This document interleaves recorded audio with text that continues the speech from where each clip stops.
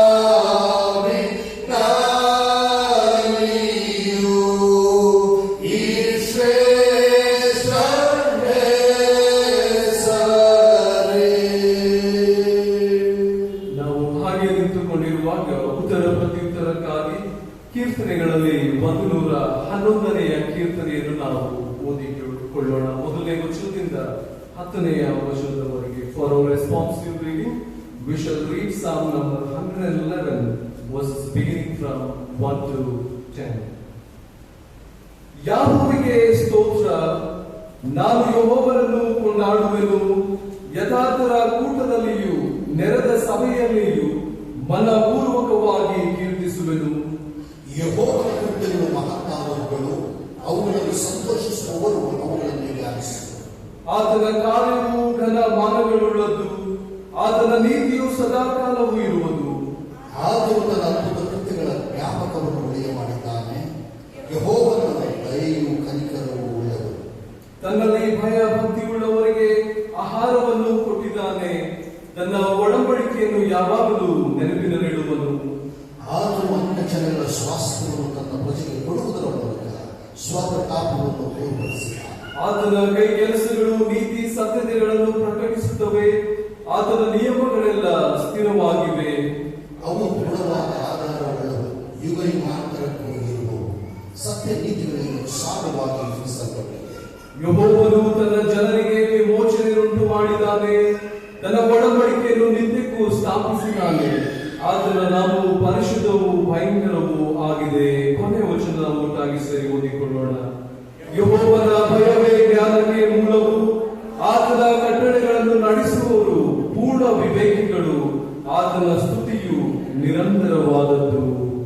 ದಯವಿಟ್ಟು ಕೂತ್ಕೊಳ್ಳಬೇಕಾಗಿ ವಿನಂತಿಸಿಕೊಳ್ತೇನೆ.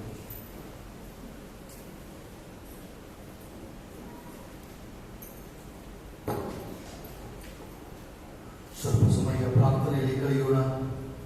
ವೇದಿಕೆಯ ಬಳಿಯಲ್ಲಿ ಬಂದು ವಿಶೇಷವಾದಂತಹ ಪ್ರಾರ್ಥನೆ ಜ್ಞಾಪನೆಗಳನ್ನ ಸಮರ್ಪಣೆ ಮಾಡುವುದಿರುವುದಾದರೆ ಮುಂದೆ ಬಂದು ಮೊಣಕಾಲುಗಳು ನಿಮಗೆ ಆಹ್ವಾನವನ್ನು ನೀಡುತ್ತಾರೆ. ಶಿಬಿರದಲ್ಲಿ ಭಾಗಿಸಿ ಪ್ರಾರ್ಥನೆ ಮಾಡೋಣ. ಸ್ತುತಿಗೆ ಪಾತ್ರನು, ಲೋಕದ ಒಡೆಯನು, ಸರ್ವಶಕ್ತನು, ಮಹೋನ್ನತನೇ, ನಿನ್ನನ್ನು ಕೊಂಡಾಡುತ್ತೇವೆ, ನಿನ್ನನ್ನು ಆರಾಧನೆ ಮಾಡುತ್ತೇವೆ. ನೀನು ಪರಿಶುದ್ಧನು ಪರಿಶುದ್ಧನು ಪರಿಶುದ್ಧನು ಎಂಬುದಾಗಿ ದೂತಗಣಗಳ ಸ್ತುತಿಗೆ ಪಾತ್ರನೇ ನಿನ್ನನ್ನು ಸ್ತುತಿ ಮಾಡ್ತಾರೆ. ನಮ್ಮನ್ನು ಹೊತ್ತುಕೊಂಡು ಕಾಪಾಡಿ ನಡೆಸಿಕೊಂಡು ಬಂದಾತನೇ. ಕಳೆದ ವಾರಗಳಲ್ಲಿ ನೀನು ನಮ್ಮ ಸಂಗಡ ಇದ್ದು ಪುನರುತ್ಥಾನದ ಆಶೀರ್ವಾದಗಳಿಂದ ತುಂಬಿಸುತ್ತಾ ಬಂದಾತನೇ. ನಿನಗೆ ಸಾಷ್ಟಾಂಗವಾಗಿ ಆರಾಧನೆ ಮಾಡುತ್ತೇವೆ. ನೀನು ಪುನರುತ್ಥಾನ ಹೊಂದಿದ ನಮ್ಮ ಮಧ್ಯದಲ್ಲಿರುವ ಆತನೇ ನಿನಗೆ ಸ್ತೋತ್ರ. ಆರಾಧನೆಗೆ ಯೋಗ್ಯನು ನೀನು, ಆರಾಧನೆಯ ನಾಯಕನು ನೀನು. ನಮ್ಮ ಹೃದಯಗಳಲ್ಲಿ ವಾಸಿಸುವಂತ ದೇವರೇ, ಜೀವ ಸ್ವರೂಪನಾಗಿರುವ ಆತನೇ, ನಿನ್ನನ್ನು ಕೊಂಡಾಡುತ್ತೇವೆ, ನಿನಗೆ ಸಾಷ್ಟಾಂಗದಲ್ಲಿ ಆರಾಧನೆ ಮಾಡುತ್ತೇವೆ. ಇದೀಗ ದೇವ ನಿನಗೋಸ್ಕರವಾಗಿ ಕೃತಜ್ಞತಾ ಸ್ತುತಿ ಸ್ತೋತ್ರದ ಯಜ್ಞವು ಸಿದ್ಧವಾಗಿದೆ. ಈ ಆರಾಧನೆಯ ಅಂಶಗಳು ಕೂಡ ನಿನ್ನ ಮುಂದೆ ತರುತ್ತೇವೆ. ಅಂಶಗಳನ್ನು ಪ್ರತಿಷ್ಠೆ ಮಾಡು. ಸಭೆ ಮತ್ತು ವಿಶ್ವಾಸಿಗಳ ಆತ್ಮೀಯ ಜೀವನಕ್ಕೆ ಬೇಕಾಗತಕ್ಕಂಥ ಬಲವನ್ನು ನೀನೆಂದು ಪ್ರಾರ್ಥನೆ ಮಾಡಿ ಬೇಡಿಕೊಳ್ತಾರೆ. ಈ ಸಂದರ್ಭದಲ್ಲಿ ನಿನ್ನ ಪರಿಶುದ್ಧವಾದ ಸನ್ನಿಧಿಯಲ್ಲಿ ನಾವು ಪಾಪಿಗಳು ಎಂಬುದಾಗಿ ಒಪ್ಪಿಕೊಳ್ಳುತ್ತೇವೆ.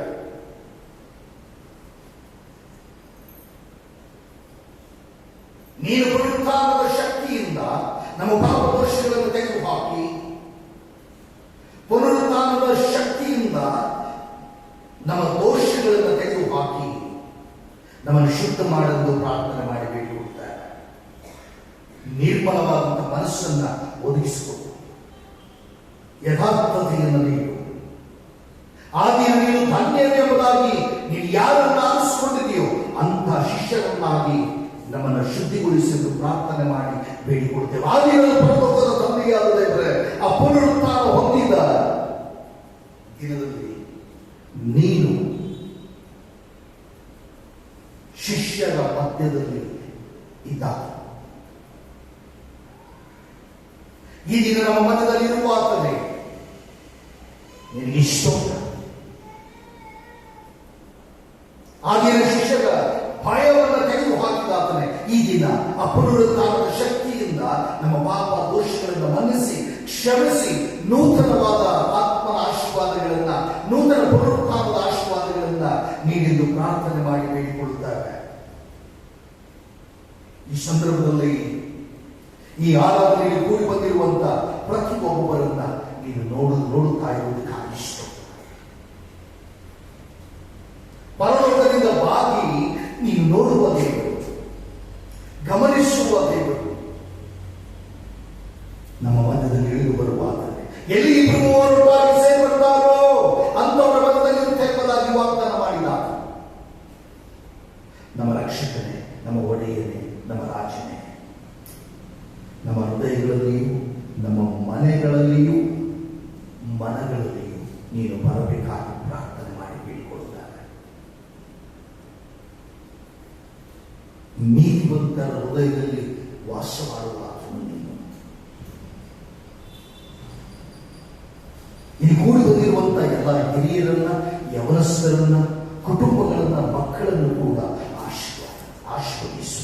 ಸಂದೇಶ MIF WCS ಮತ್ತು ಎಲ್ಲ ಸಭೆ ಹಿರಿಯರನ್ನು ಕೂಡ, ಅಂತೆಯೇ ಮಾತ್ರವಲ್ಲ ಈ ಸಂದರ್ಭದಲ್ಲಿ ಸಭೆಯ ಕುಟುಂಬ ಮಕ್ಕಳನ್ನು ಕೂಡ ನಿನ್ನ ಮುಂದೆ ತರುತ್ತೇವೆ. ಇದು ನಿನ್ನ ದಿನ ಆಗಿರುವುದರಿಂದ ದೇವ, ನಿನ್ನ ಸೇವಕರುಗಳಾಗಿ ಇಡೀ ನಮ್ಮ ಸಭೆಯನ್ನೇ, ನಮ್ಮ ಜಿಲ್ಲೆಯನ್ನೇ ನಿನ್ನ ಮುಂದೆ ತರುವವರಾಗಿದ್ದೇವೆ.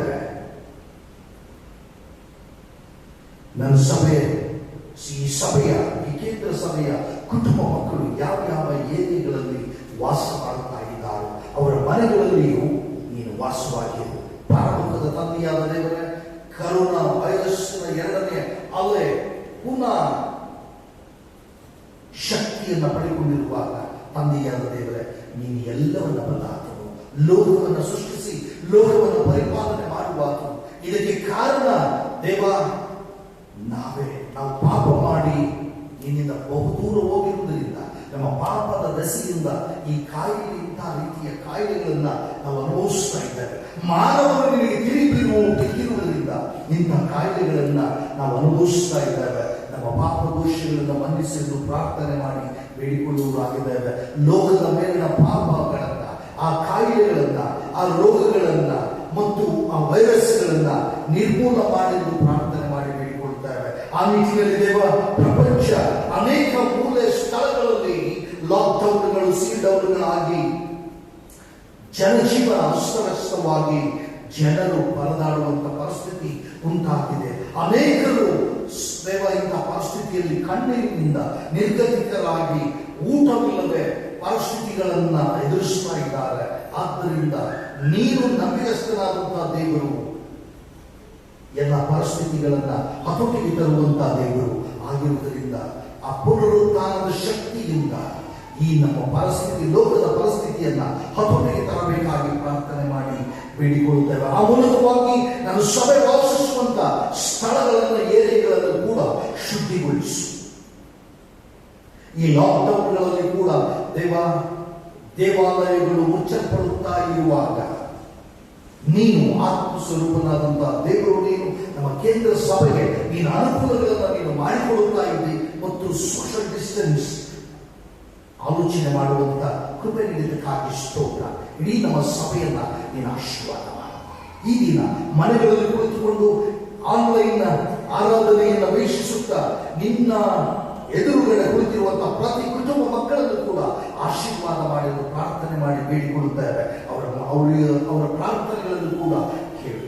ಅವರಿಗೆ ಬೇಕಾದ ಆತ್ಮನ ವರಗಳನ್ನ ನೀಡೆಂದು ಪ್ರಾರ್ಥನೆ ಮಾಡಿ ಬೇಡಿಕೊಳ್ಳುತ್ತಾರೆ. ಹಿರಿಯರು ಸ್ವಾಮಿ, ಹಿರಿಯರಿಗೆ ಬೇಕಾಗ್ತಕ್ಕಂಥ ಆತ್ಮನ ಬಲ ಕೊಡು, ಧೈರ್ಯ ಕೊಡು. ಹತ್ತಿಗೆ ಬರುವಂತೆ ಯವರವರ ತಿರುಗಿ ಬರಮಾಡುತ್ತೇನೆ ಎಂಬುದಾಗಿ ವಾಗ್ದಾನ ಮಾಡಿದಾದರೂ ನೀನು ವಾಗ್ದಾನಗಳನ್ನು ಕೊಟ್ಟು ವಾಗ್ದಾನಗಳನ್ನು ನೆರವೇರಿಸುವ ತಂದೆಯಾದ ದೇವರೇ, ಸಭೆ ಈ ಆರಾಧಿಸುವಂತ ಪ್ರತಿ ಹಿರಿಯರಿಗೂ, ಮನೆಯಲ್ಲಿ ಕುಳಿತುಕೊಂಡು ಆರಾಧನೆ ಮಾಡುತ್ತಾ ಇರುವಂತ ಎಲ್ಲ ಕುಟುಂಬ ಮಕ್ಕಳಿಗೂ ಕೂಡ ಆತ್ಮನ ಬಲವನ್ನು ನೀವೆಂದು ಪ್ರಾರ್ಥಿಸುತ್ತಾರೆ. ನೀನೇ ಆರೋಗ್ಯದಾಯಕನಾಗಿರುವುದು ಪ್ರಾರ್ಥನೆ ಮಾಡಿ ಬೇಡಿಕೊಳ್ಳುತ್ತಾರೆ. ಈ ಲಾಕ್ಡೌನ್ ಪರಿಸ್ಥಿತಿಗಳಲ್ಲಿ ಇಡೀ ಸಭೆಯ ಕುಟುಂಬ ಮಕ್ಕಳನ್ನು ಕೂಡ, ಇನ್ಸ್ಟಿಟ್ಯೂಷನ್ಗಳನ್ನು ಕೂಡ ನೀನು ಖಂಡಿಸಿ ಕಾಪಾಡು. ಪರಲೋಕದ ತಂದೆಯಾದ ದೇವರೇ, ಇಡೀ ಜಿಲ್ಲೆಯ ಸಹಪಾಲಕರುಗಳು, ಅವರ ಕುಟುಂಬ ಮಕ್ಕಳು, ಸಭೆಗಳು, ದೇವಾಲಯಗಳು, ಪ್ರಾಪರ್ಟಿ ನಿನ್ನ ಸ್ಥಿತಿಗಳಿದ್ದಾರೆ. ನೀನು ಸೇವಕರಿಗೆ ಕೊಟ್ಟಂತ ಗೋಕಾಕ್ ಜಿಲ್ಲೆಯನ್ನು ಕೂಡ ನೀನು ಆಶೀರ್ವದಿಸು, ಕಾಪಾಡಲು ಪ್ರಾರ್ಥನೆ ಮಾಡಿ ಬೇಡಿಕೊಳ್ಳುತ್ತಾರೆ. ದೇವ, ಈ ಆರಾಧನೆಯಲ್ಲಿ ಪುನರುತ್ಥಾನದ ನಂತರದ ಆರಾಧನೆಯಲ್ಲಿ ಇಂದು ನಾವು ಕೂಡಿ ಬಂದಿದ್ದೇವೆ. ಅನೇಕರು ಇಲ್ಲಿ ಬಂದು ಅವರ ಕಷ್ಟ, ದುಃಖ, ನೋವು, ಚಿಂತೆ, ಬಾಧೆ ಯಾರ್ಯಾರು ಏನೇನು ಹೇಳಿಕೊಳ್ಳುತ್ತಾ ಇದ್ದಾರೋ, ಬೇಡಿಕೊಳ್ಳುತ್ತಾ ಇದ್ದಾರೆ. ತಂದೆ ಪರಿಶುದ್ಧಾತ್ಮನೇ, ನೀನು ಸಮುದ್ರವನ್ನು ದಯಪಾಲಿಸುವ ದೇವರು, ಬಿಡುಗಡೆಯ ರಾಜರು, ಸಮಾಧಾನವನ್ನು ನೀಡುವಂತಹ ದೇವರು. ಆದ್ದರಿಂದ ಪುನರುತ್ಥಾನದ ಸಮಾಧಾನವನ್ನು ಇವರೆಲ್ಲರಿಗೂ ಅನುಗ್ರಹಿಸಿ, ನಿನ್ನ ವಾಕ್ಯಗಳ ಮೂಲಕವಾಗಿ ಬಲಪಡಿಸಿ, ನಿನ್ನ ಸನ್ನಿಧಿಯಿಂದ ಇವರ ಮನೆಗಳಿಗೆ ನೀನು ಕಳಿಸಿಕೊಡು. ಇವರ ಮನೆಗಳಲ್ಲಿ ಕೂಡ ನಿನ್ನ ಪ್ರಸಾದತೆ ತಿಳಿಸಬೇಕಾಗಿ ಪ್ರಾರ್ಥನೆ ಮಾಡಿ ಬೇಡಿಕೊಳ್ಳುತ್ತಾರೆ. ಪರಲೋಕದ ತಂದೆಯಾದ ದೇವರೇ, ಅನಾರೋಗ್ಯದಲ್ಲಿ ಯಾರ್ಯಾರಿದ್ದಾರೋ, ಬಾಧೆಯಲ್ಲಿ ಯಾರ್ಯಾರಿದ್ದಾರೋ, ನೋವಿನಲ್ಲಿ ಯಾರ್ಯಾರಿದ್ದಾರೋ, ಚಿಂತೆಯಲ್ಲಿ ಯಾರ್ಯಾರಿದ್ದಾರೋ, ಆಸ್ಪತ್ರೆಗಳಲ್ಲಿ ಯಾರ್ಯಾರಿದ್ದಾರೋ, ನೀನು ಬಲ್ಲ. ವೈದ್ಯರಿಗಿಂತ ಘನವೈದ್ಯರು, ಸಮಸ್ತ ಕಾಯಿಲೆಗಳನ್ನು ವಾಸಿ ಮಾಡಬಲ್ಲ ರಕ್ಷಕನು ನೀನು ಮತ್ತು ಬಿಡುಗಡೆಯ ರಾಜನು ನೀನಾಗಿರುವುದರಿಂದ ನಾವು ನಿನ್ನನ್ನೇ ನೋಡುತ್ತೇವೆ, ಎದುರು ನೋಡುತ್ತೇವೆ. ನಮ್ಮ ಸಭೆಯಲ್ಲಿ ಯಾರು ಕಷ್ಟಪಡುವಂತ ಎಲ್ಲರನ್ನ ಬಿಡುಗಡೆ ಮಾಡಿ ಸ್ವಸ್ಥತೆಯನ್ನು ನೀಡಿ ಸಮಾಧಾನದ ಆತ್ಮನ ಬಲದಿಂದ ತುಂಬಿಸಲು ಪ್ರಾರ್ಥನೆ ಮಾಡಿ ಬೇಡಿಕೊಳ್ಳುತ್ತಾರೆ. ಪರಲೋಕದ ತಂದೆಯಾದ ದೇವರೇ, ಪರಿಶುದ್ಧಾತ್ಮನ ವರಗಳನ್ನು ನೀಡು, ಧೈರ್ಯ ನೀಡು, ಸ್ಥೈರ್ಯ ನೀಡು. ಈ ಕರೋನಾ ಪರಿಸ್ಥಿತಿಗಳಲ್ಲಿ ಕೂಡ ಜೀವದಾಯಕನು ನೀನಾಗಿ. ಆ ದಿನ ಇಸ್ರಾಯೇಲ್ಯರು ನಿನ್ನನ್ನ ನೋಡುವಾಗ ಅದ್ಭುತವಾದ ಆಶೀರ್ವಾದವನ್ನು ಒದಗಿಸಿಕೊಂಡು ಕೊಟ್ಟಿದ್ದಿ. ಆ ತಾಮ್ರದ ಸರ್ಪವನ್ನ ಎತ್ತಿ ಹಿಡಿಯುವಾಗ ನೋಡಿದವರೆಲ್ಲರೂ ಕಚ್ಚಲ್ಪಟ್ಟವರು ಕೂಡ ಬದುಕಿಕೊಂಡಿದ್ದಾರೆ. ಈ ದಿನದಲ್ಲಿ ಕರೋನಾ ವೈರಸ್ ಸುತ್ತಮುತ್ತಲು ಇರುವಾಗಲೂ ಕೂಡ ದೇವ ನಿನ್ನನ್ನು ದೃಷ್ಟಿಸಿ ನಿನ್ನನ್ನು ಬೇಡಿಕೊಳ್ಳುವಂತ ನನ್ನ ಸಭೆಯ ಕುಟುಂಬ ಮಕ್ಕಳೆಲ್ಲರಿಗೂ ನೀನೇ ಆರೋಗ್ಯದಾಯಕರಾಗಿದ್ದುಕೊಂಡು ಕಾಪಾಡ್ತಾ ಬರಬೇಕಾಗಿ, ರಕ್ಷಣೆಯಿಂದ ನೀಡಬೇಕಾಗಿ, ಜೀವದಾನವನ್ನು ನೀಡಬೇಕಾಗಿ ಪ್ರಾರ್ಥಿಸುತ್ತೇವೆ. ಅಫೆಕ್ಟ್ ಆಗಿರುವಂತ ಎಲ್ಲ ಮಕ್ಕಳನ್ನು ಕೂಡ ಬಿಡುಗಡೆ ಮಾಡು. ಮಾತ್ರವಲ್ಲದೆ ನಮ್ಮ ರಾಜಕೀಯ ಪರಿಸ್ಥಿತಿಗಳನ್ನು ಕೂಡ ನಿಯಂತ್ರಣಕ್ಕೆ ತರಬೇಕಾಗಿ ಪ್ರಾರ್ಥಿಸುತ್ತಾರೆ. ಎಲ್ಲೆಲ್ಲಿ ಹಿಂಸೆಗಳು ಸಭೆಗಳಿಗೆ, ಸರ್ಕಲ್ಗಳಿಗೆ ಉಂಟಾಗುತ್ತಾ ಇದೆಯೋ ಅಲ್ಲಿ ನಿನ್ನ ಸಮಾಧಾನವನ್ನ ಏರ್ಪಾಟು ಮಾಡು. ದುಷ್ಟ ಶಕ್ತಿಗಳನ್ನ ಜಯಿಸಲು ಬಲ ನೀಡು. ಬೇಡಿದಂತೆಲ್ಲ ವಿಜ್ಞಾಪನೆಗಳನ್ನ ನಜರೇತಿನ ಯೇಸುವಿನ ಪರಿಶುದ್ಧವುಳ್ಳ ದಿವ್ಯನಾಮದಲ್ಲಿ ಒಂದೇ ವಿನಯವಾಗಿ ಬೇಡಿ ಹೊಂದುತ್ತೇವೆ ತಂದೆಯೇ, ಆಮೆನ್. ಪರಲೋಕದಲ್ಲಿರುವ ನಮ್ಮ ತಂದೆಯೇ, ನಿನ್ನ ನಾಮವು ಪರಿಶುದ್ಧವೆನಿಸಲ್ಪಡಲಿ, ನಿನ್ನ ರಾಜ್ಯವು ಬರಲಿ, ನಿನ್ನ ಚಿತ್ತವು ಪರಲೋಕದಲ್ಲಿ ನೆರವೇರುವ ಪ್ರಕಾರ ಭೂಲೋಕದಲ್ಲಿ ನೆರವೇರಲಿ. ನಮ್ಮ ಅನುದಿನದ ಆಹಾರವನ್ನು ಇವತ್ತು ದಯಪಾಲಿಸು. ನಮಗೆ ತಪ್ಪು ಮಾಡಿದವರು ನಾವು ಕ್ಷಮಿಸಿದಂತೆ ನಮ್ಮ ತಪ್ಪುಗಳನ್ನು ಕ್ಷಮಿಸು. ನಮ್ಮನ್ನು ಶೋಧನೆಗೆ ಸೇರಿಸಿದ ಕೇಡಿಗಳಿಂದ ತಪ್ಪಿಸು. ಯಾಕೆಂದರೆ ರಾಜ್ಯವು, ಬಲವು, ಮಹಿಮೆಯು ಸದಾಕಾಲವು ನಿನಗೆ ಸ್ವಾಮಿ. ಆಮೆನ್.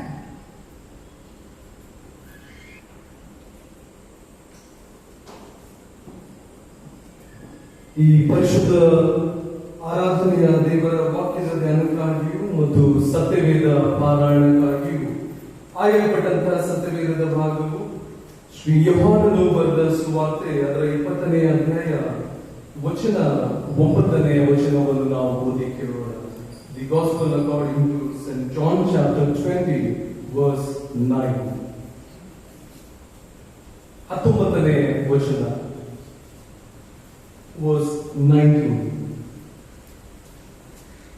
ಅದೇ ದಿವಸದ ಅಂದರೆ ವಾರದ ಮೊದಲನೆಯ ದಿವಸದ ಸಂಜೆಯಲ್ಲಿ ಶಿಷ್ಯರು ಯಹೂದ್ಯರ ಭಯದಿಂದ ತಾವು ಇದ್ದ ಮನೆಯ ಬಾಗಿಲುಗಳನ್ನು ಮುಚ್ಚಿಕೊಂಡಿರಲು ಯೇಸು ಬಂದು ನಡುವೆ ನಿಂತು ನಿಮಗೆ ಸಮಾಧಾನವಾಗಲಿ ಅಂದನು. ದೇವರು ಓದಿ ಕೇಳಿರುವ ಈ ವಾಕ್ಯವನ್ನು ನಮ್ಮೆಲ್ಲರ ಆತ್ಮೀಯ ಲಾಭಕ್ಕಾಗಿ ಆಶೀರ್ವಾದ ಮಾಡಲಿ. ಆಮೇಲೆ ಕರ್ತನ ಪರಿಶುದ್ಧವಾದಂತ ನಾಮಕ್ಕೆ ಸ್ತೋತ್ರ ಉಂಟಾಗಲಿ. ಯಾರಾದರೂ ಹೊಸದಾಗಿ ಈ ಪರಿಶುದ್ಧ ಆರಾಧನೆಯಲ್ಲಿ ಪಾಲ್ಗೊಳ್ಳುತ್ತಿರುವುದಾದರೆ ತಾವು ಇದಂತ ಸ್ಥಳದಲ್ಲಿಯೇ ನಿಂತುಕೊಳ್ಳುವುದಾದರೆ ನಾವು ಸಭೆಯಾಗಿ ನಿಮ್ಮನ್ನು ಆಹ್ವಾನಿಸುವಂತವರಾಗಿರುತ್ತೇವೆ. ಇಲ್ಲದ ಪಕ್ಷದಲ್ಲಿ ನಿಮ್ಮೆಲ್ಲರಿಗೂ ಕರ್ತನಾದ ಯೇಸು ಕ್ರಿಸ್ತನ ಹೆಸರಿನಲ್ಲಿ ಈ ಪರಿಶುದ್ಧ ಆರಾಧನೆಗೆ ನಾವು ಆಹ್ವಾನಿಸುವಂತವರಾಗಿದ್ದೇವೆ. ಮತ್ತು ಆನ್ಲೈನ್ ಮೂಲಕವಾಗಿಯೂ ಪರಿಶುದ್ಧ ಆರಾಧನೆಯಲ್ಲಿ ಪಾಲ್ಗೊಳ್ಳುವಂತ ತಮ್ಮೆಲ್ಲರಿಗೂ ಕರ್ತನಾದ ಯೇಸು ಕ್ರಿಸ್ತನ ಹೆಸರಿನಲ್ಲಿ ನಾವು ಆಹ್ವಾನಿಸುತ್ತೇವೆ. ಸಭೆಗೆ ಸಾರಿ ತಿಳಿಸುವಂತ ಪ್ರಕಟಣೆಗಳು ಈ ರೀತಿಯಾಗಿ ಇರುತ್ತವೆ. ಬರುವ ಭಾನುವಾರ ಸಭೆ ಪರಿಶುದ್ಧ ಆರಾಧನೆಯು ಯಥಾ ಪ್ರಕಾರವಾಗಿ 2 ಫೇಸಸ್ಗಳಲ್ಲಿ ನಡೆಸಲಾಗುತ್ತದೆ. ಮೊದಲನೇ ಆರಾಧನೆಯು 8:30ರಿಂದ 9:30 ಗಂಟೆಯವರೆಗೆ ಮತ್ತು ಎರಡನೆಯ ಆರಾಧನೆಯು 10 ಗಂಟೆಯಿಂದ 11 ಗಂಟೆಯವರೆಗೆ ನಡೆಸಲಾಗುತ್ತದೆ. ಕಳೆದ ವಾರದಂದು ಸನ್ರೈಸ್ ವರ್ಷಿಪ್ ಸರ್ವಿಸ್ ನ ಕೂಡಿಸಲಾದಂತಹ ಕಾಣಿಕೆಯು 34,190 ರೂಪಾಯಿಗಳು ಆಗಿರುತ್ತದೆ. ಮತ್ತು ವಾರದ ಆರಾಧನೆಯಲ್ಲಿ ಕೂಡಿಸಲಾದಂತಹ ಆರಾಧನೆಯ ಕಾಣಿಕೆಯು ಬಡವರಿಗಾಗಿ ಕೂಡಿಸಲಾಗಿದ್ದು 10,400 ರೂಪಾಯಿಗಳು ಆಗಿರುತ್ತವೆ. ಮತ್ತು ವಾರದ ಕಾಣಿಕೆಯು 91,450 ರೂಪಾಯಿಗಳು ಆಗಿರುತ್ತವೆ.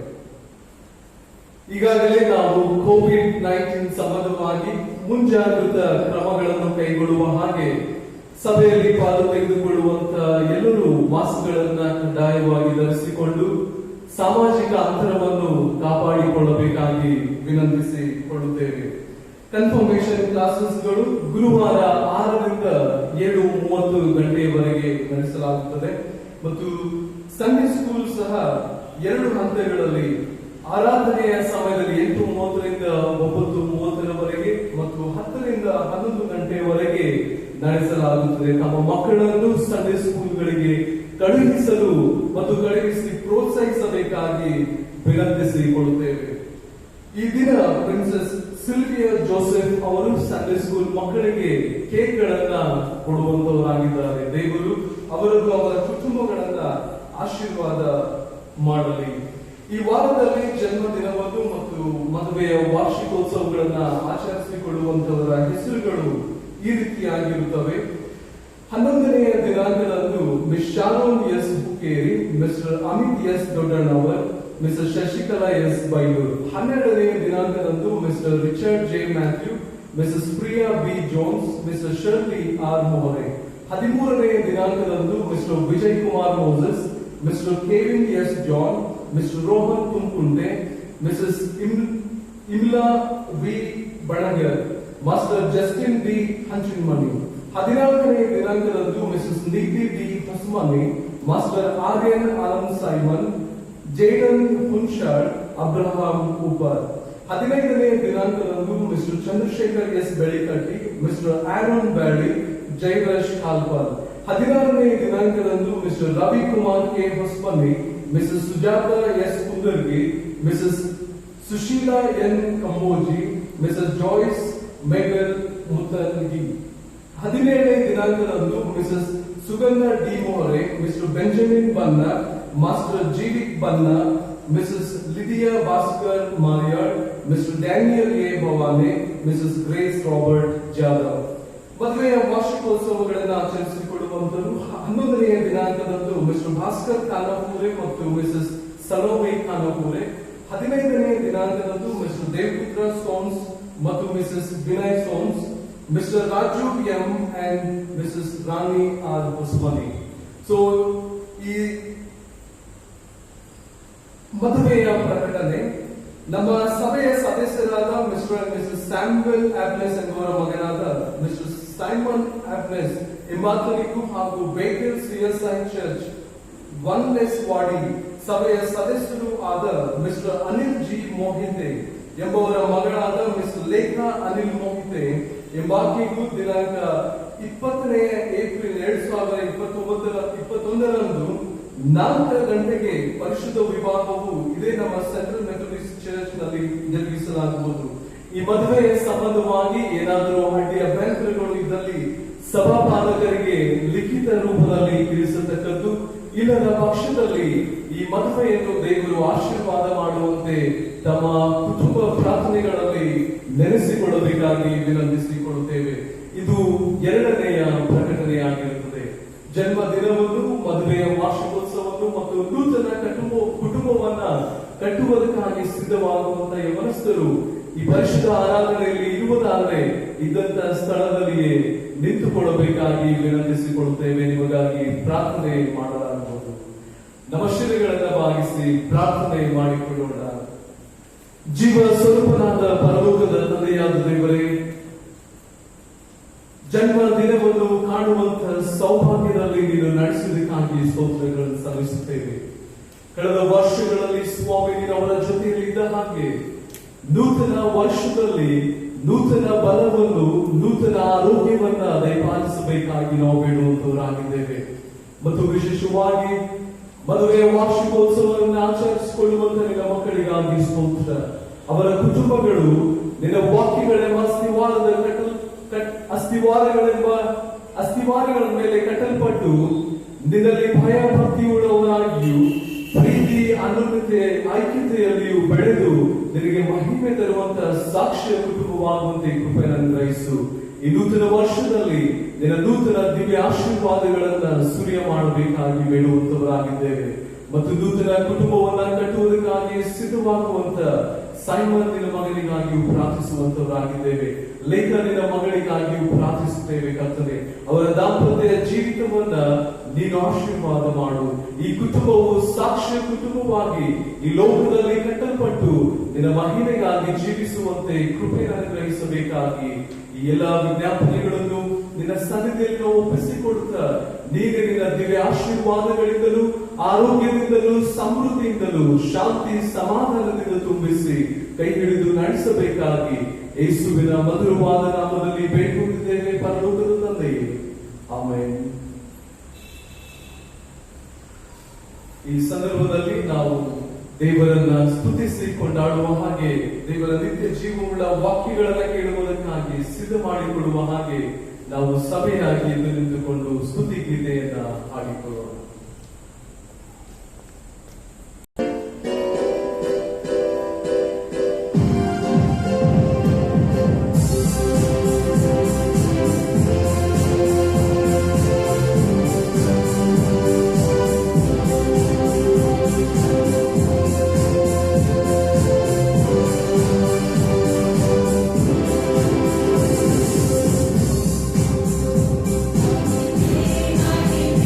Sada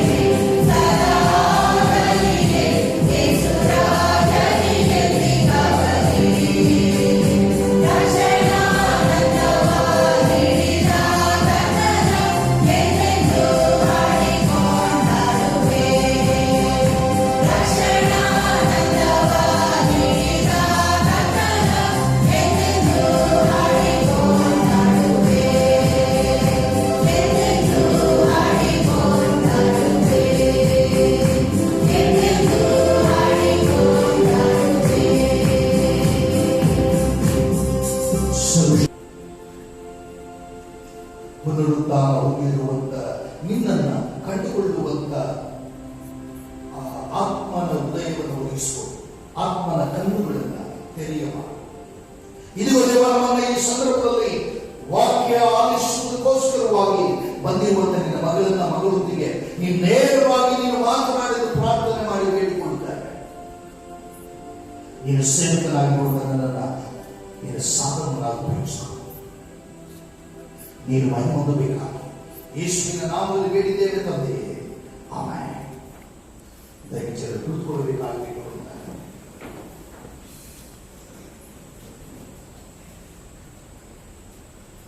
ಪುನರುತ್ಥಾನವಾದ ಬಳಿಕ ನಾವೆಲ್ಲರೂ ಈ ಆರಾಧನೆಯಲ್ಲಿ ಕೂಡಿ ಬಂದಿದ್ದಾರೆ.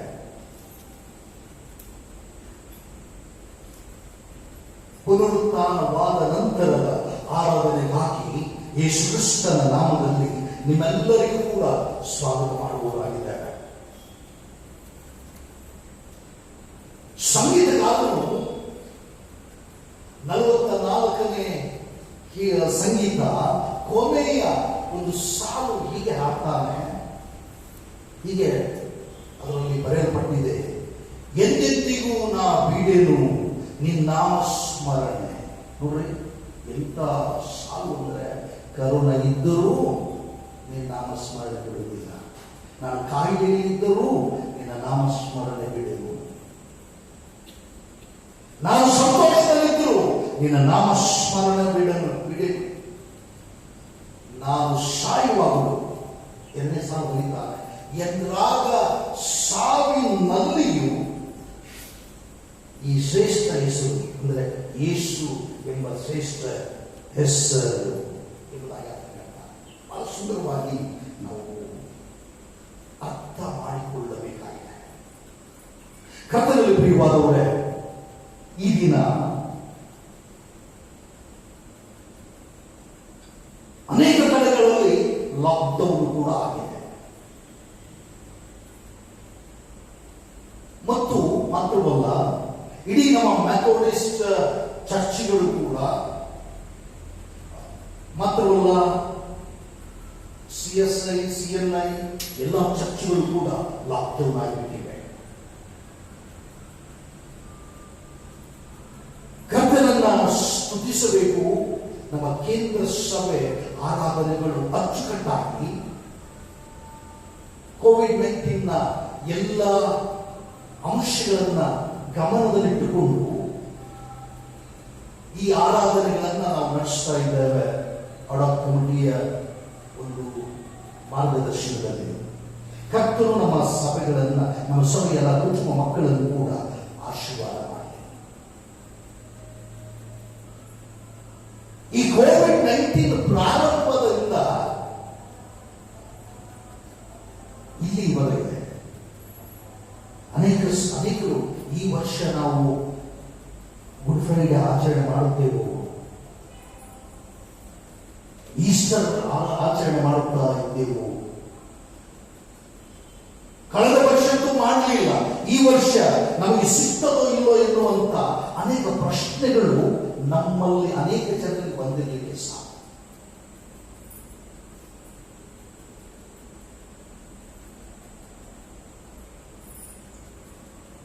ದೇವರ ನಾಮಕ್ಕೆ ಸ್ತೋತ್ರ.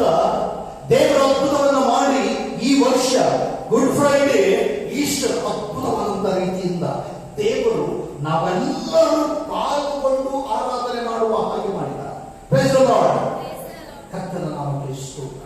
ಅತಿ ಅದ್ಭುತವಾದಂತಹ ರೀತಿಯಲ್ಲಿ ವಾಕ್ಯ ಮತ್ತು ಆರಾಧನೆ, ಶಿಸ್ತು ಎಲ್ಲವೂ ಕೂಡ ದೇವರ ಕೃಪೆಯಿಂದ ಜರುಗಿದೆ. ನಾನು ಆಲೋಚನೆ ಮಾಡ್ತಾ ಇದ್ದೆ,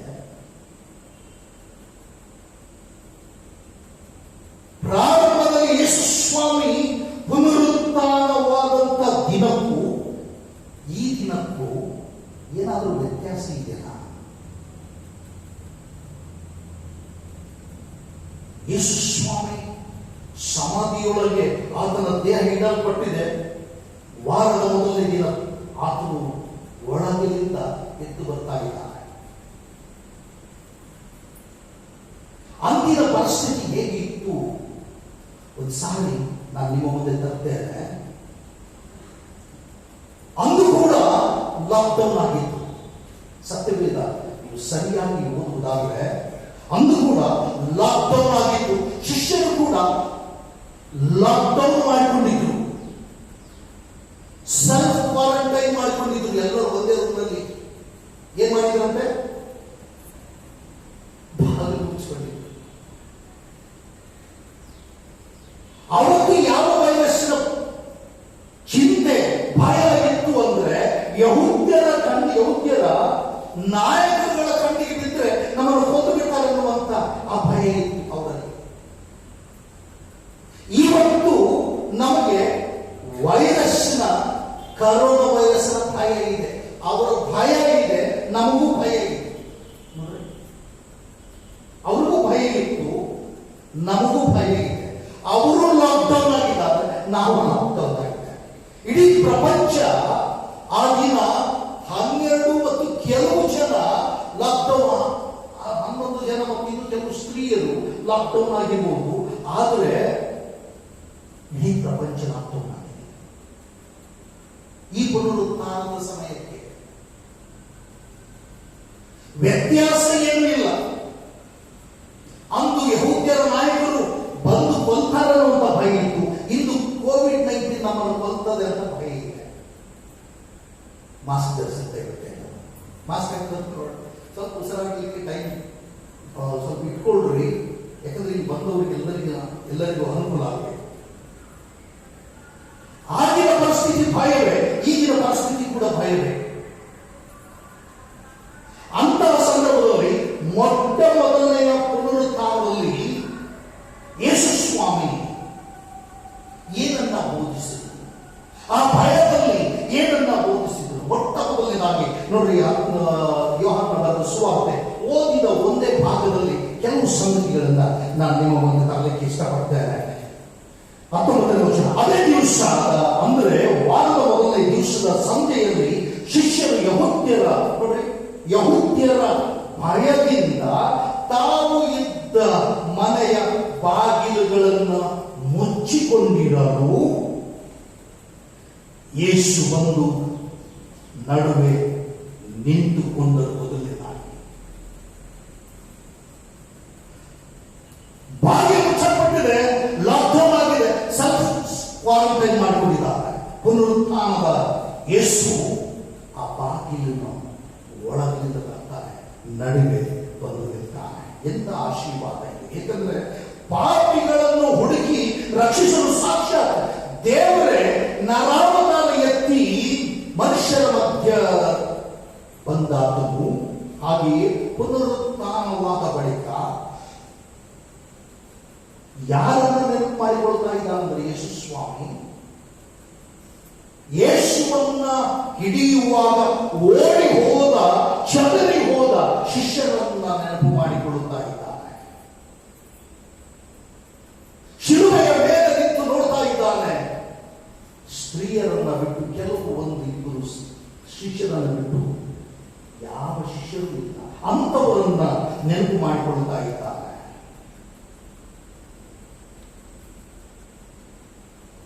ಅವರನ್ನು ನೆನಪು ಮಾಡಿಕೊಂಡು ಪುನರುತ್ಥಾನ ಹೊಂದಿದಂತ ಯೇಸು ಕೂಡ ಏನ್ ಮಾಡ್ತಾ ಇದ್ದಾನಂದ್ರೆ, ಶಿಷ್ಯರಿಗೆ ಕಾಣಿಸಿಕೊಳ್ಳುವುದಕ್ಕೋಸ್ಕರವಾಗಿ ಲಾಕ್ಡೌನ್ ಆಗಿರುವಂತ ಶಿಷ್ಯರಿಗೆ ತನ್ನ ಒಂದು ಪ್ರಸನ್ನತೆ, ಅವರ ಮಧ್ಯದಲ್ಲಿ ನಾನು ಇರಬೇಕು ಎಂಬುದಾಗಿ ಹೋಗ್ತಾ ಇದ್ದಾರೆ. ಯೇಸು ಪುನರುತ್ಥಾನ ಹೊಂದಿದಾಗ ನೀವು ಲಾಕ್ಡೌನ್ ಆಗಿ ಮನೆ ಒಳಗಡೆ ಬಾಗಿಲು ಮುಚ್ಚಿಕೊಂಡು ಕುಳಿತುಕೊಂಡ್ರೆ ನಿನ್ನ ಅಣ್ಣ ತಮ್ಮಂದಿರು ನಿನ್ನ ಬಳಿಗೆ ಬಾರದಿರ್ಬೋದು, ನಿನ್ನ ಅಕ್ಕ ತಂಗಿಯರು ನಿನ್ನ ಬಳಿಗೆ ಬಾರದಿರ್ಬೋದು, ನಿನ್ನ ಪಕ್ಕದ ಮನೆಯವರು, ನಿನ್ನ ಸ್ನೇಹಿತರು ಮನೆಯೊಳಗೆ ಯಾರು ಬಾರದೆ ಇರ್ಬೋದು. ಆದರೆ ನೀನು ಎಷ್ಟು ಬಾಗಿಲು ಮುಚ್ಚಿಕೊಂಡ್ರು ಕೂಡ ಪುನರುತ್ಥಾನ ಹೊಂದಿದಂತೆ ಯೇಸು ನಿನ್ನ ಮನೆಯೊಳಗೆ ಬರ್ತಾನೆ. ಆದರೂ ನಿನ್ನ ಮಧ್ಯದಲ್ಲಿ ಇರಬೇಕೆಂಬುದಾಗಿ ಬರ್ತಾ ಇದ್ದಾನೆ. ನಿನ್ನ ಭಯದಲ್ಲಿ ನಿನಗೆ ಧೈರ್ಯ ತುಂಬುವುದಕ್ಕೋಸ್ಕರ ಬರ್ತಾ ಇದ್ದಾನೆ. ನಿನ್ನ ಕರ್ಮದ ಸಮಸ್ಯೆಗಳು ಮಾತ್ರವಲ್ಲ, ನಿನ್ನ ಜೀವನದ ಸಮಸ್ಯೆಗಳು ಯಾವುದಿದ್ದರೂ, ಚಿಂತೆ ಇದ್ದರೂ, ಬಾಧೆ ಇದ್ದರೂ, ನೋವಿದ್ದರೂ, ಕಾಯಿಲೆಗಳಿದ್ದರೂ, ನೀನು ಯಾವುದೇ ಪರಿಸ್ಥಿತಿಗೆ ಒಳಪಟ್ಟಿದ್ದರೂ ಆ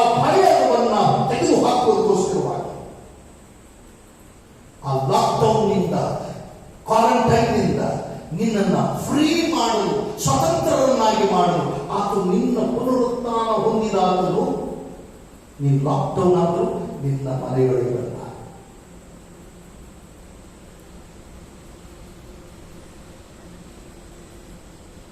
ನಾವು ಮನೆಯಲ್ಲಿ ಒಬ್ಬರೇ ಇರುವಾಗ ಚಿಂತೆ ಮಾಡಬೇಡ್ರಿ. ಸದಾಕಾಲ ನಿನ್ನ ಚಿಂತೆ, ನಿನ್ನ ಬಾಧೆ, ನಿನ್ನ ನೋವನ್ನು ನೋಡುವ ಆತನು ಪುನರುತ್ಥಾನ ಹೊಂದಿದಂತ ಕ್ರಿಸ್ತನು ನಿನ್ನ ಮಧ್ಯದಲ್ಲಿದ್ದಾನೆ. ನೋಡಿ, ಆಗಿನ ಪುನರುತ್ಥಾನ ಹೊಂದಿದಾತನು ಆ ಬಾಗಿಲಿನೊಳಗಿಂದ ಹೋಗಿ ಶಿಷ್ಯನ ಮುಂದೆ ನಿಲ್ತಾನೆ. ಆತನ ಪ್ರಸನ್ನತೆ ಸಾಕು. 3.5 ವರ್ಷಗಳ ಕಾಲ ಆ ಶಿಷ್ಯರು ಹೇಗಿದ್ರು ಗೊತ್ತಿಲ್ಲ. ಈಗ ಅವರ ಜೀವನ ಬದಲಾವಣೆ. ಹೇಗೆಂದ್ರೆ ಕಂಪ್ಲೀಟ್ ಯಾವಾಗ ಯೇಸುವನ್ನು ನೋಡಿದ್ರು ಅವರ ಜೀವನದಲ್ಲಿ ದೊಡ್ಡ ಒಂದು ಸಂತೋಷ.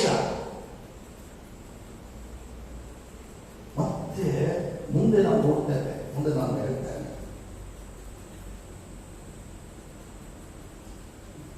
ಪುನರುತ್ಥಾನ ಹೊಂದಿದಂತ ಯೇಸುವಿಗೆ ನಿನ್ನ ಏರಿಯಸ್ ಡೌನಾದರೂ ಭಯ ಇಲ್ಲ, ಕರೋನಾದ ಭಯ ಇಲ್ಲ. ಸೈತಾನನನ್ನು ಕೂಡ ತುಳಿದು ಹಾಕಿದ್ದಾನೆ. ನಿನ್ನ ಪರಿಸ್ಥಿತಿಗಳನ್ನ ಆತನು ಜಯಿಸುವಾಗಲಾಗಿದ್ದಾನೆ. ನೀನು ಯಾವ ಪರಿಸ್ಥಿತಿಯಲ್ಲಿದ್ದರೂ ಕೂಡ ಆ ಪರಿಸ್ಥಿತಿಗಳನ್ನ ಜಯಿಸಿ ನಿನ್ನ ಮನೆಯೊಳಗೆ ಬರುವಾತನಾಗಿದ್ದಾನೆ. ಆ ಭಯ, ಕೋವಿಡ್-19 ಇರಲಿ, ನಿನ್ನ ಜೀವನದ ಯಾವ ಪರಿಸ್ಥಿತಿಗಳು ಇರಲಿ, ನಿನ್ನ ಸಾಲ, ನಿನ್ನ ಸಮಸ್ಯೆಗಳು, ನಿನ್ನ ಮಕ್ಕಳ ಚಿಂತೆಗಳು, ನಿನ್ನ ಭವಿಷ್ಯತ್ತಿನ ಚಿಂತೆ ಯಾವುದಿದ್ರೂ ಕೂಡ ನಿನ್ನನ್ನು ಆ ಭಯದಿಂದ ತೆಗೆದು ಹಾಕುವುದಕ್ಕೋಸ್ಕರವಾಗಿ ಆತನು ನಿನ್ನ ಮಧ್ಯದಲ್ಲಿ ಬರ್ತಾನೆ. ಅದಕ್ಕೋಸ್ಕರವಾಗಿ ಹೇಳ್ತಾನೆ, ನಿಮಗೆ ಸಮಾಧಾನವಾಗಿ, ನಿಮಗೆ ಸಮಾಧಾನವಾಗಿ.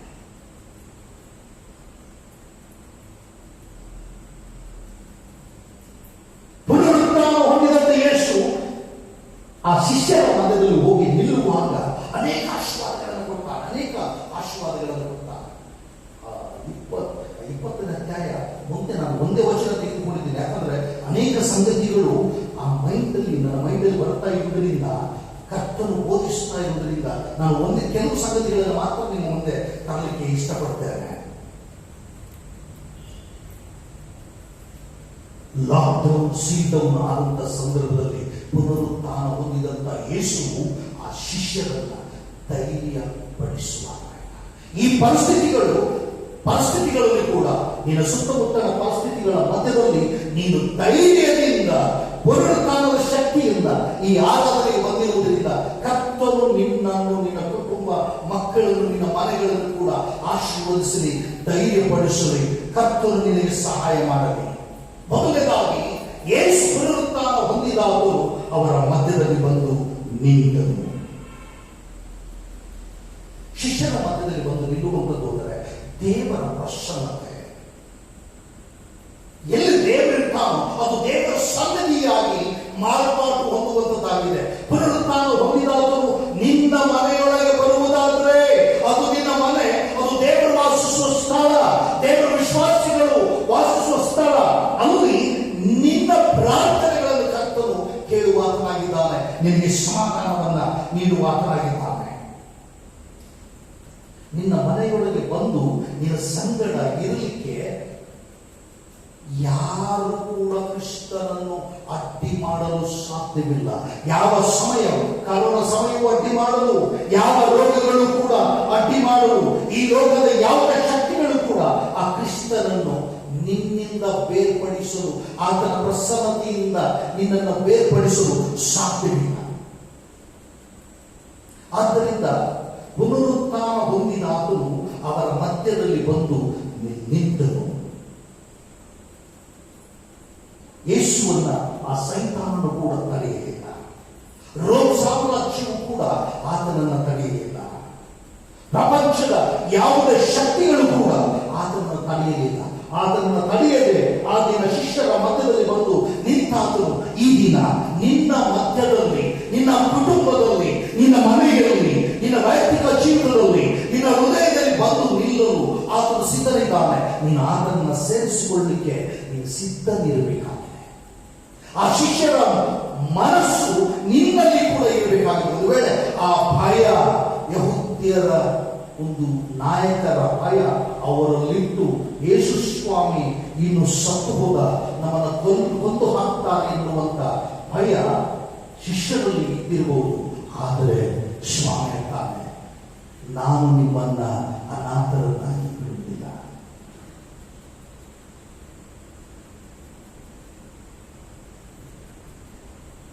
ಇಪ್ಪತ್ತನೇ ವಚನದಲ್ಲಿ ಹೇಳ್ತಾರೆ, ಮತ್ತಾಯ ಬರೆದ ಸುವಾರ್ತೆ 28-20 ವಚನದಲ್ಲಿ ಪುನರುತ್ಥಾನ ಹೊಂದಿದ ಯೇಸು ಹೇಳುವುದೇನೆಂದರೆ, ನೋಡಿ ನಾನು ಯುಗದ ಸಮಾಪ್ತಿಯವರೆಗೆ ಈ ಎಲ್ಲಾ ದಿವಸಗಳು ನಿಮ್ಮ ಸಂಗಡ ಇರ್ತೇನೆ.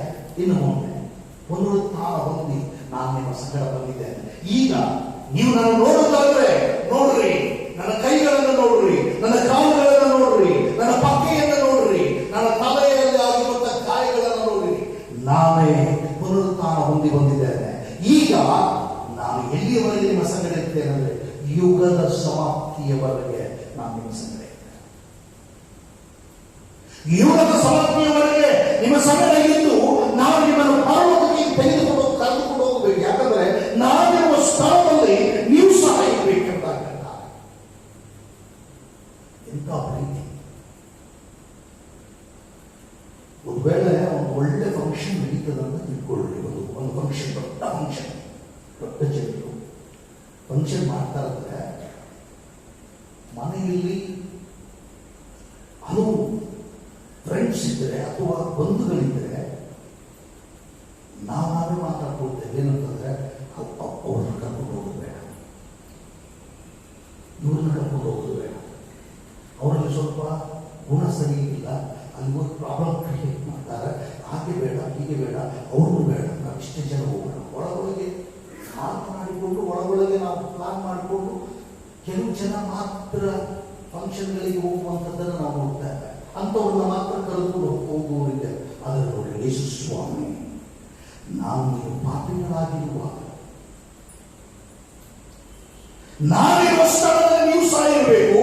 ಆದ್ದರಿಂದ ನಾನು ನಿಮ್ಮೆಲ್ಲರನ್ನ ನಾವು ಈ ಸ್ಥಳವನ್ನು ಸಿದ್ಧ ಮಾಡಿ ತಿರುಗಿ ಬಂದು ನಿಮ್ಮನ್ನ ಕರ್ಕೊಂಡು ಹೋಗ್ತೇನೆ. ಯಾಕಂದ್ರೆ ನನ್ನ ತಂದೆಯ ಮನೆಯಲ್ಲಿ ಅನೇಕ ಬಿಡಾರಗಳು ಅವೆ ಎಂಬುದಾಗಿ ಪುನರುತ್ಥಾನ ಹೊಂದಿದಾತನು ಹೇಳುವಂತ ಮಾತು, ಆ ಧೈರ್ಯದ ಮಾತು ಹೇಳುವಾತನಾಗಿದ್ದಾನೆ. ಅದಕ್ಕೋಸ್ಕರವಾಗಿ ನೀನು ಯಾವುದೇ ಪರಿಸ್ಥಿತಿಯಲ್ಲಿರು, ಕೀರ್ತನೆ 23:4 ವಚನದಲ್ಲಿ ಹೇಳ್ತಾನೆ, ನಾನು ಕಾಗದದಲ್ಲಿನ ಕಣಿವೆಯಲ್ಲಿ ನಡೆಯುವಾಗಲೂ ನೀನು ಹತ್ತಿರ ಇರುವುದರಿಂದ ಕೇಡಿಗೆ ಹೆದರೆನು. ಆ ಪುನರುತ್ಥಾನ ಹೊಂದಿದಂತ ಯೇಸು ನಮ್ಮ ಸಂಗಡ ಇರುವುದಾದ್ರೆ ಯಾವ ಭಯವೂ ಇರುವುದಿಲ್ಲ.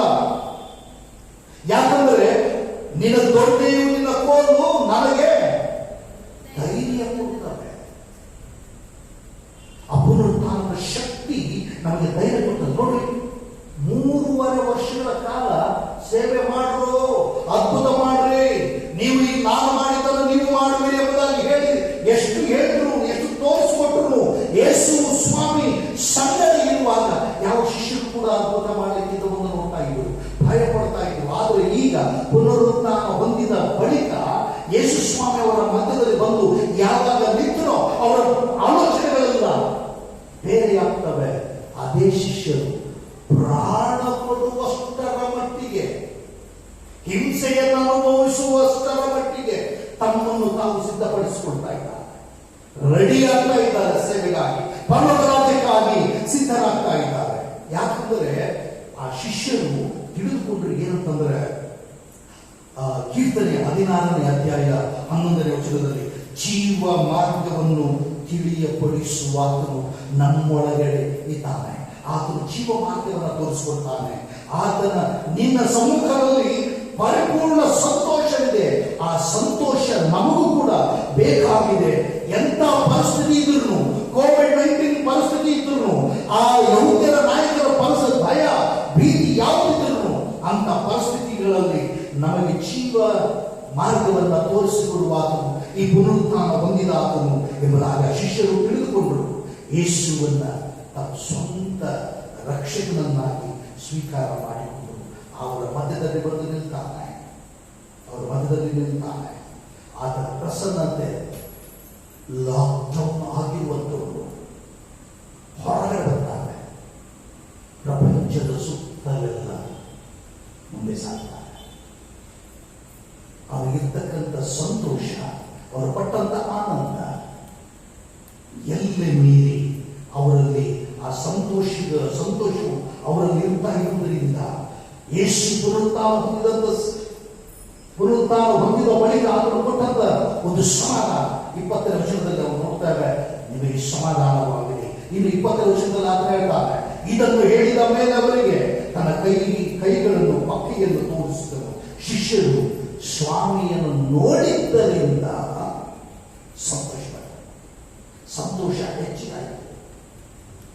ಇನ್ನು ಲೋಕದೊಳಗೆ ಅವರು ಹೋಗಲಿಕ್ಕೆ ಸಿದ್ಧರಿದ್ದಾರೆ. ಕರ್ತನಲ್ಲಿ ಪ್ರಿಯ ಸಹೋದರ ಸಹೋದರಿಯರೇ, ನಾನು ಮುಕ್ತಾಯ ಮಾಡ್ತೇನೆ. ಈ ಮೊದಲನೇ ಅಂಶ, ಪುನರುತ್ಥಾನವಾದ ಬಳಿಕ ಆ ಸ್ವಾಮಿ ತನ್ನ ಪ್ರಸನ್ನತೆಯಿಂದ ಶಿಷ್ಯರನ್ನ ಸಂತೋಷಪಡಿಸಿದ.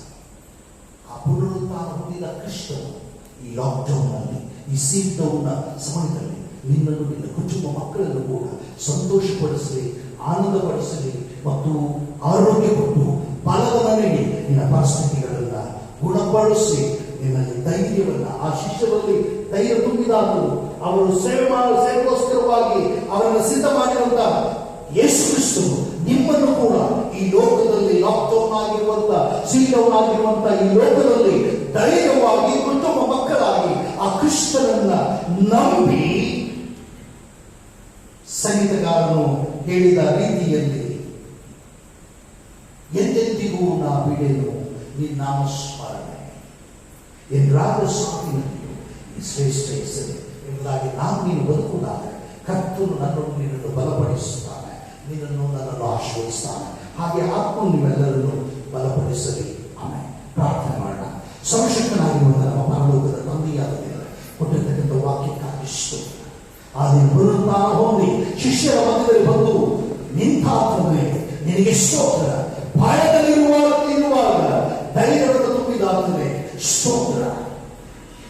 ಶಿಷ್ಯರನ್ನ ಸಂತೋಷಪಡಿಸಿದಾತನೇ ನಿನಗೆ ಸ್ತೋತ್ರ.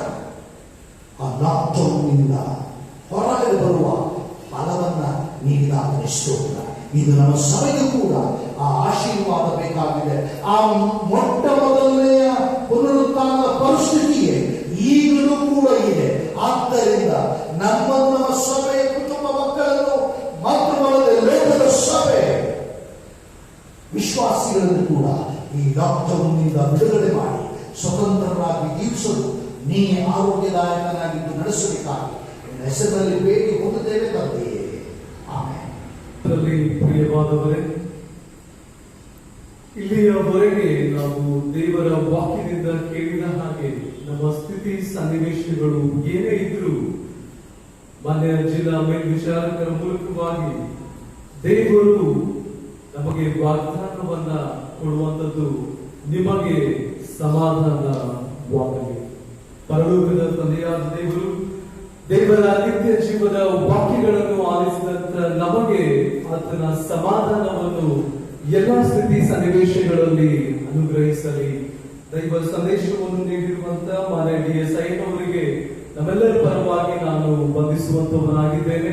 ಮತ್ತು ವಾಕ್ಯದ ಪ್ರತಿಕ್ರಿಯೆಯೊಂದಿಗೆ ನಾವು ಈ ಪರಿಶುದ್ಧ ಆರಾಧನೆಯ ಕಾಣಿಕೆಗಳನ್ನು ಕೂಡಿಸುವ ಹಾಗೆ 97ನೇ ಕೀರ್ತನೆ, ಜಗತ್ಪತಿ ವಾಕ್ಯವು ಜಗಕ್ಕಿದು ಜ್ಯೋತಿ ಅನ್ನುವಂತಹ ಕೀರ್ತನೆಯನ್ನು ಹಾಡುವಾಗ ಈ ಪರಿಶುದ್ಧ ಆರಾಧನೆಯ ಕಾಣಿಕೆಯು ಕೂಡಿಸಲಾಗುತ್ತದೆ. ಜಗತ್ಪತಿ ವಾಕ್ಯವು ಜಗಕ್ಕಿದು ಜ್ಯೋತಿಯು, ಜಗತ್ಪತಿ ವಾಕ್ಯವು ಜಗಕ್ಕಿದು ಜ್ಯೋತಿಯು,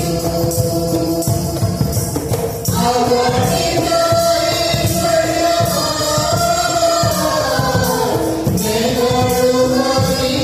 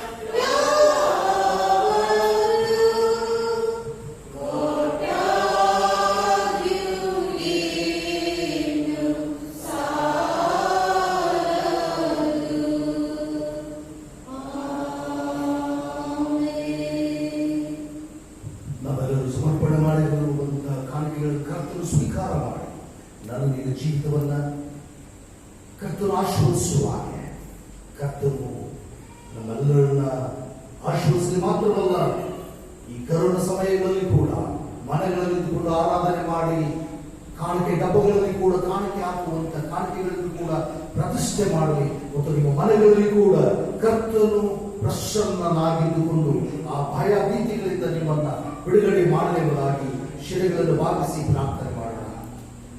ಎಲ್ಲ ಒಳ್ಳೆಯ ದಾನಗಳಿಗೆ ಮೂಲ ಕಾರಣನಾಗಿರುವಂತ ನಮ್ಮ ಪರಲೋಕದ ತಂದೆಯಾದ ದೇವರೇ ನಿನ್ನನ್ನು ವಂದಿಸುತ್ತೇನೆ. ದೇವ, ನೀನು ಕೊಟ್ಟಿರ್ತಕ್ಕಂಥ ವಾಕ್ಯಕ್ಕಾಗಿ ಸ್ತೋತ್ರ. ಆ ಮೊದಲನೆಯ ಪುನರುತ್ಥಾನದ ದಿನದ ಪರಿಸ್ಥಿತಿಗಳು ಈಗಿನ ಪರಿಸ್ಥಿತಿಗಳು ಒಂದೇ ಆಗಿರುವಂತ ನಾವು ನೋಡುವಾಗ ಆ ದಿನದ ಭಯವನ್ನ ಹೋಗಲಾಡಿಸಿದ್ದಿ, ಈ ದಿನದ ಭಯವನ್ನು ಕೂಡ ಹೋಗಲಾಡಿಸು. ನಿರ್ಭಯವಾಗಿ ಬದುಕಿ ಈ ಲೋಕದಲ್ಲಿ ನೀನು ಕೊಡುವಂತ ಆರೋಗ್ಯವನ್ನ ಹೊಂದಿಕೊಂಡು ನಿನಗೆ ಸಾಕ್ಷಿಗಳಾಗಿರಲು ಇಡೀ ಸಭೆಯ ಕುಟುಂಬ ಮಕ್ಕಳನ್ನು ಆಶೀರ್ವಾದ.